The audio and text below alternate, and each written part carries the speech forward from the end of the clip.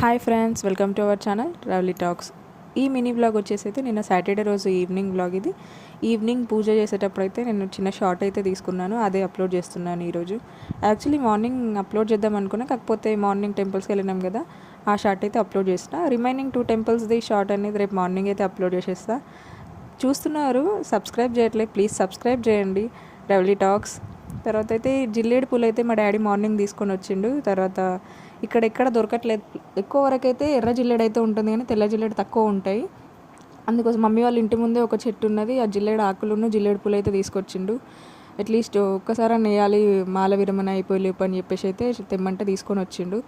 Evening గుచ్చేసి జిల్లేడు ఆకులు, జిల్లేడు పూలు అవన్నీ గుచ్చి అయితే దేవుడికి అయితే వేసేసినాము.